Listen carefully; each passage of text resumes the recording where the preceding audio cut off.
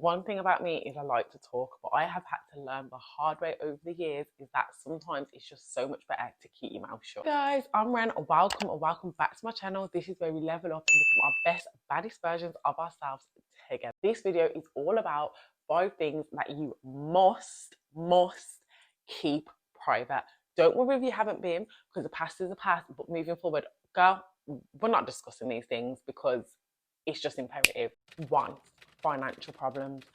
It is sad to say, but there are a lot of friends that you have around you that you feel like, oh my God, these are my girls, like they've always been my girls. And really and truly, they haven't got your best interest in heart. Like jealousy is a real thing. And it's such a sad thing. But a lot more people than we think feel it. You might be sitting there thinking, I haven't even got nothing to be jealous of. Like, what is she jealous of me for? She's got way more going on than me. But there's a lot more people than you think that are definitely jealous of you. So when you have financial problems, go keep that shum, because some people are just happy to hear you have got a problem. You've got a problem secretly, they're smiling inside.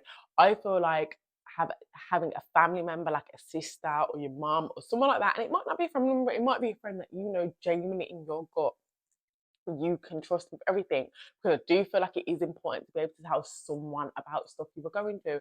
But other than that, keep your business shum shum. And one thing about talking about financial problems anyway, and I try not to even do it, and I was the worst. I'll be completely honest. Oh, I'm broke. I can't afford it. It's expensive. You don't even want to be putting that shout into the universe. You don't even want those words coming out of your mouth anyway.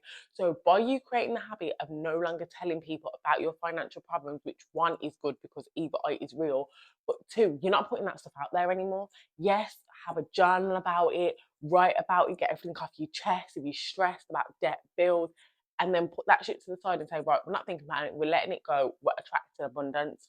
So you don't want to even be mulling on that stuff anyway, but just know that everyone that you think is for you, unfortunately, isn't for you. Two, your dreams. Until you believe in your dreams 100%, you cannot share them.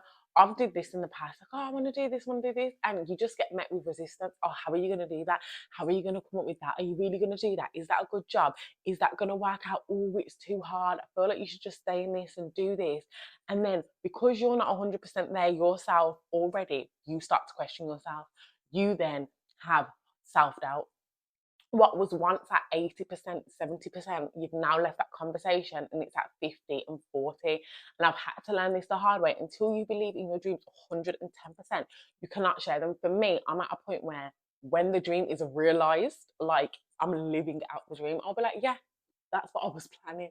That's what I was doing in private. I feel like I'm way more focused in private, and I don't need anyone's negative energy. I just don't need it. You know, in your gut, girl, you've got amazing intuition. You know what you want to do. So you don't need the opinion of someone else. That is just us looking for external validation. That means to boost us up, pick us up. And don't get me wrong, it's good to have a friend that, you know, is going to be your hype girl. Like I have one friend where I know if I'm feeling low or I want to do something big and I'm questioning myself, she will gas me no matter what. You can do it, you can do it, are you mad? So if you've got someone like that, that you know, do you know what, I'm feeling low today and I need that person, then contact that person or go on YouTube, go listen to a motivational video, my videos, other people's videos, go and read a book, a quote book that you know like brings you up. I have a quote app on my phone. Use those other things to help you bring yourself up when you need to. Because I'm telling you now, you are not 100% about your dreams and you're sharing them. You're only going to come out of that conversation feeling even less motivated, feeling like you can't do it. You don't want that energy. You only want people that are going to gas you more than you need to be gassed. I mean, you're gassed now, and you want to leave that conversation even more gassed, feeling even more competent. And this includes family.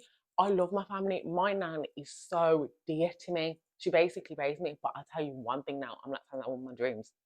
She's too rational. She's too realistic. It's the way she's brought up. I still love her regardless. But if I go and tell her, oh my God, I want to be a YouTuber, she'll be like, Renee, go go back to work. Stop being silly. Like, I'm gonna get met with so much resistance, and that's fine because she loves me, and our loved ones do love us. They want to protect us at all costs. So for them, it's like, okay, the safer option, especially older, like grandparents and parents. They're only going off what they know, what they've done. So I'm not mad about it, and don't be upset about it, but just understand that when it comes to family and friends, you're probably gonna have to tell them later. apart from your one accountability partner or your hype girl, hype man, everyone else is probably going to have to find out when it's happened, because you do not need to be met with any kind of resistance, any kind of doubt. It takes you long enough to gas yourself up. It's took me years to get to the point where I feel like I can even attack my dreams, because sometimes I feel so bloody big that you're like, I don't even know where to start. Am I really doing this? How am I doing? I'm here. How am I getting to there? So there's nothing more than I need than to protect that vision at all costs. 3, your friend's business.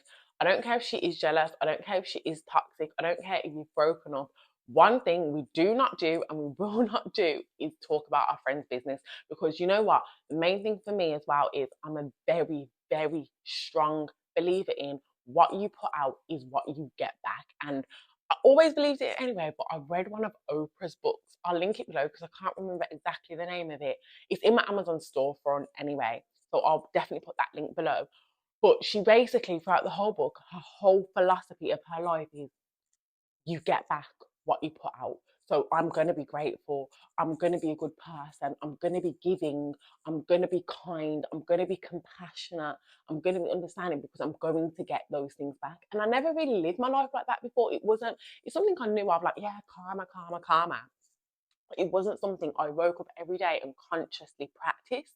And after reading that, honestly, I haven't gone back since. I'm like, no, that makes so much sense, because remember, like, we're creating our life every second, every moment. We're creating, we're the creators of our lives. So if you live by that one sentence of what I get back, what I put out is what I get back, you'll live differently. Like everything I might have done that was a bit like, oh, gossipy or selfish, or do you know what I mean? Like everyone's got egotistical sides to them. Like we've all got an ego, and it definitely gets loud sometimes.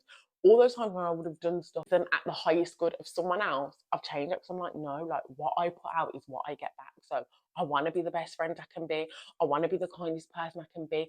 Yes, this gossip feels good, but really I know it's not right. And if it was me, I wouldn't want it. So with this one, when it comes to like friends' business and stuff, even if you've done me wrong, even if you've aired all my dirty laundry, I'm like, do you know what? I'm not doing that, because I want to put out what I'm going to get back. So if I'm going to do that to you, even if you have done it to me first, I don't want to attract that shit. I really don't. Like, and it has changed my perspective on everything. Like, I've even got a friend who is currently like in a relationship, not in a relationship, but basically sleeping with a guy. They've been friends for ages, but she sleeps with a guy that has got a girlfriend. And I just said to her, like, you've got to be careful. Do you know what I mean? Like, I'm not going to judge you and I love you regardless and stuff, but you have to be so careful, because we get back what we put out. And she's in a place where like she's really struggling to find love, and she wants to settle down, she wants her own boyfriend and stuff. And for me, I'm just like, I'd be conscious of doing that, because how are you going to get blessed with something like, do you know what I mean? How are you going to get blessed with a pure, natural, loyal love when you know you're currently ruining someone else's world? Yes, that girl might not know about it, but you know exactly what's going on and what you're doing. So for me, I'm like, no, like if I want something, if I don't want that to ever hit me or recur to me in the future, I'm not doing it. I'm not doing it. So think about that. Every time you feel like, oh, I want to just cuss out this person or gossip or talk about her, or she done it to me, so I'm doing it to her, just think, would I want that done to me? And if the answer's no, just don't do it. Do not do it. For potential love interest. And this is a sad one, because I feel like when you meet someone, do you know what I mean? And like your friends, and you're like, oh my God, I'm into him. But I can't lie, I've had so many situations in the past, and till this day, I don't know. So I'm sharing with you guys. But basically, I've had like 3 boyfriends in my past, and I think all 3 actually have always got a call from some girl um saying, like, just lying about things I've been doing, just saying nasty things. And clearly, like, even my last ex was like, it has to be one of your friends. You know what I mean? Like, you told me this happened before, it's happened with me. It is very weird. And it was like for ages, I went really funny. Like, I didn't talk to anyone, I deleted all my social media. I got so bloody paranoid, because I'm like, who is, like, there's someone out there that's really trying to sabotage me. Like, they're really trying to like mess up my shit. And like, they'd always call them, telling them these lies about I'm doing this in the club and I'm doing that and I'm doing this. And it really, really made me paranoid. And now I'm at a point where I'm like, do you know what? If I'm just starting to meet someone, or I'm just keeping that stuff private. Like, when we're established foundation, like concrete foundation, I feel secure in the situation, then yes, I will share. But I can't lie, at the beginning stages, even after that a little bit, it needs to be mine. It needs to be mine because I just don't trust people like that anymore. I just feel like you have to be so careful. You don't know who is really for you, and evil eye is real. And do you know what I mean? We want the best for that situation. You really like that person, and unfortunately, you will have some friends and some people around you that just don't want that for you, and will at every angle, at every time, try and ruin that for you. Some people even want what you've got. I've seen some.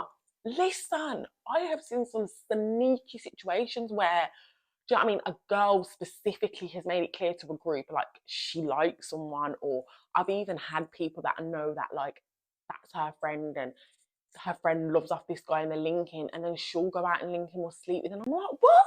Like, I literally watched a video on TikTok the other day when the girl, so basically, there was a boy and a girl in a relationship. They had a kid, they had a christening.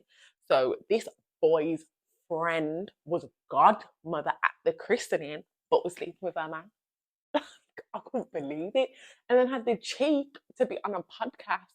Like, yeah, obviously I was godmother. But and I'm thinking, have people lost their mind? Have people lost their actual bloody mind? And was just so happy and proud. And I'm like, nah, like that could never be me. So girl, be mine. 5, family drama. Keep your family drama to yourself, between you and your family. Because one thing I've done in the past, even partners, not even just friends, but you share it and then they want to throw that shit in your face. And I've had it done to me personally by exes. And I'm like, don't do that. That's my family business. Like, I said that about her, but you can't. Like, that's my sister, that's my mom. Like, don't do that. So just be very wary. Like, in a moment of need, you might feel like you need that support. Do you know what I mean? That, oh, you want them to be on your side and validate your feelings, but just don't do it. Don't do it, because one thing about family is you're gonna fall out, but you're gonna make back up. That's one thing. One thing about all my siblings, because I've got 5 of them, and parents and stuff, you are gonna fall out with them, but you're always gonna make back up. And when that person throws that in your face later, I can't. It crushes me. Actually, I'm like, don't you dare! Like, that is my family. Don't you dare throw that in my face ever. Are you crazy? So now I'm like, do you know what? I'm not even doing it. I've learned my lesson. I'm not even opening up my mouth anymore. Guys, I hope you liked the video. Please like, comment, and subscribe below. See you soon.